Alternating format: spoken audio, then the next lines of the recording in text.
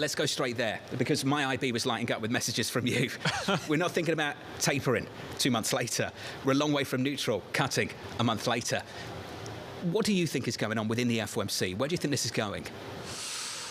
Well, I think I agree that it doesn't pay much to forecast right now. It's important just to look at the data as it's coming to you. And so I do sympathize with that.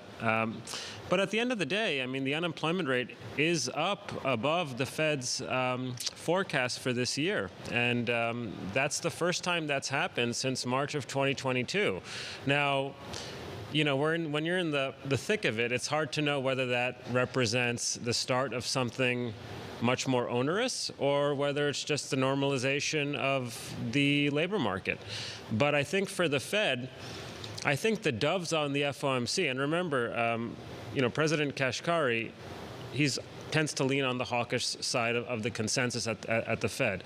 I think for the doves, they have all the ammunition they need to basically put the hawks in a casket, okay? I mean, I think that's the way I would think about it. I mean, you can point to the pickup in productivity and what that's done to unit labor costs. You can point to what Powell has said, right? I mean, when central bankers use proceed carefully, risk management, that's code for doing nothing.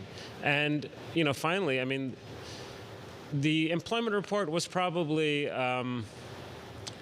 understating payroll growth. That's my view. I mean, there was a lot of strike activity and so forth. But at the end of the day, average hourly earnings are running just over 3% at an annual rate over the last several months. So I don't think the hawks on the committee, frankly, can use the labor markets as a rationale to be hawkish anymore. So that is over. And so I think the doves can basically say that the labor markets have been rebalanced. And if they can say that, just implicitly, it means that the door is a little bit cracked open for a cut. And, you know, the point I'm making to you is, you know, Jay Powell, it wouldn't be the first time he basically, you know, flipped on a dime. I mean, we're a long way from neutral. I mean, a few months later, he's cutting rates. We're not even thinking about tapering or hiking. And then we're hiking and tapering basically in the same month. So, you know, to me, the fact that they're not talking about it is irrelevant. It's also in their SEP for next year. The question is whether surgical cuts. What are surgical cuts?